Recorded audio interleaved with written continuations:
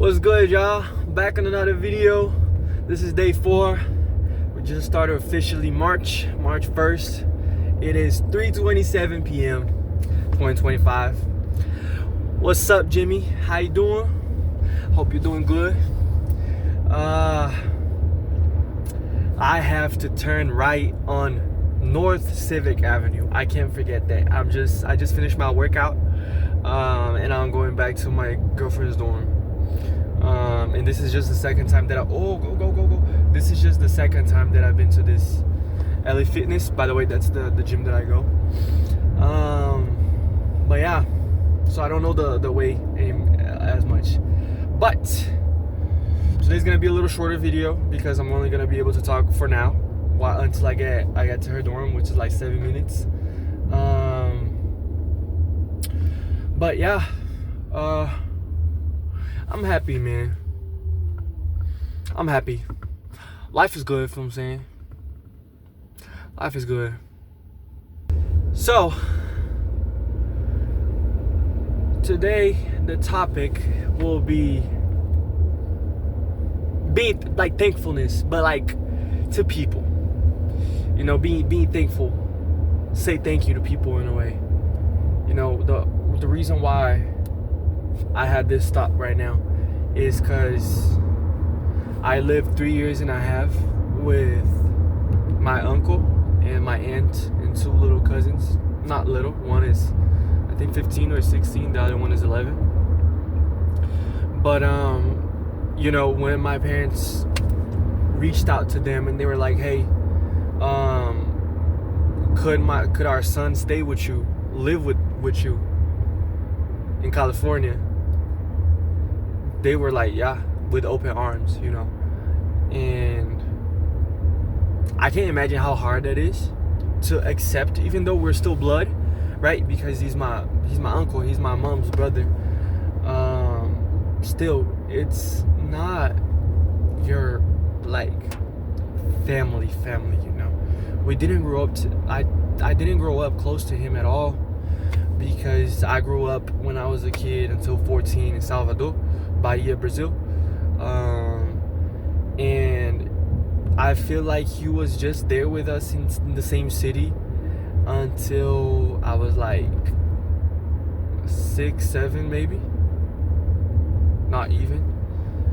He was going all over Brazil because of work. He lived in São Paulo, he lived in other cities as well. So I didn't have a lot of contact with him, you know. But he still said, "Yeah, bring him." And I lived with them for 3 years and a half. And it was amazing. You know, I have no idea what we would have done if it wasn't for them letting me live with them. Maybe I was probably gonna stay in you know, those schools that you sleep there, you live there. I forgot how to say it in English. But yeah, I was gonna go to one of those schools, and I have no idea how what path my life would have taken. But we didn't have to figure that out because they said yes. So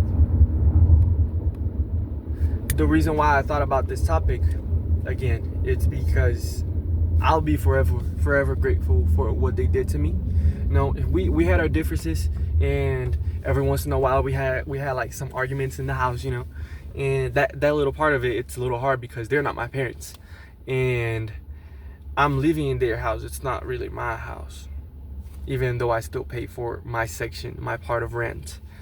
My parents did, but it's still not the same, you know.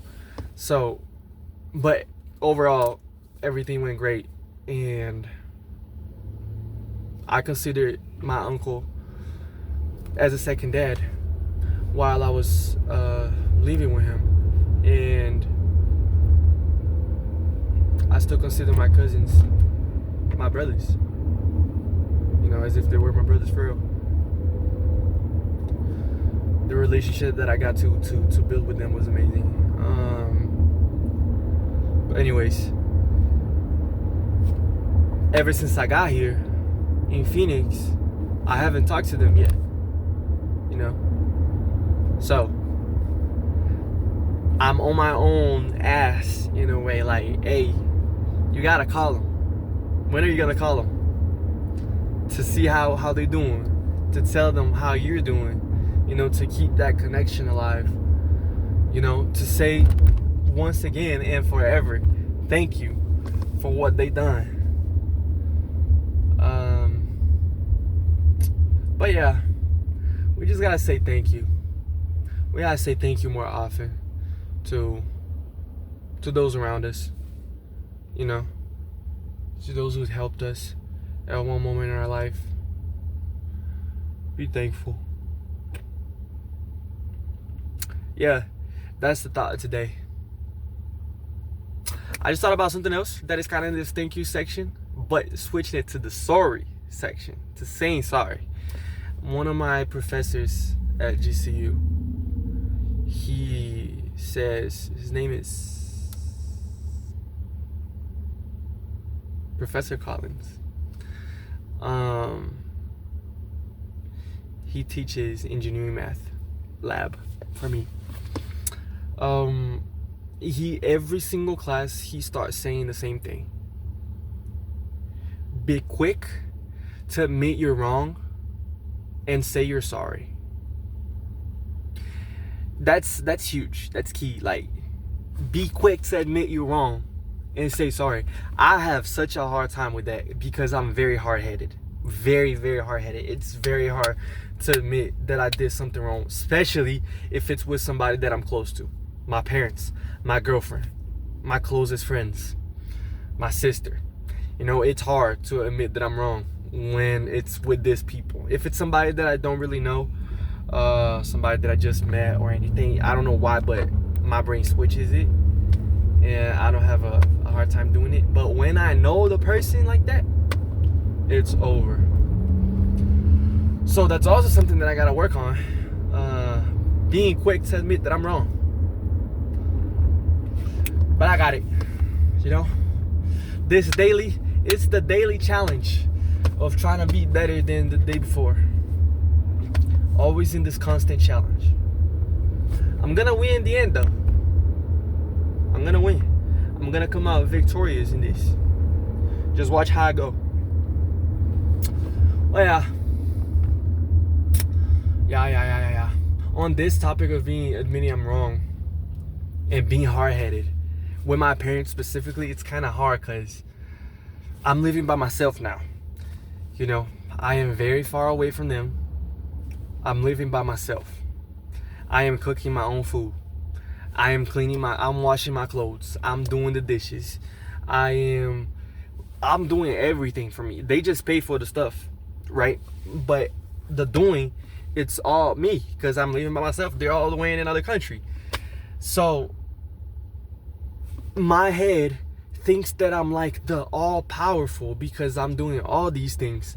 And then when my parents try to give me an advice of how to do something faster or more efficiently or anything like that, I go like, no, because this and this and this and that, as if like I know everything, but I don't. They've been in this game for longer than I have, twice as much time as I have, 2.5 if we're being exact. Sorry, I love math.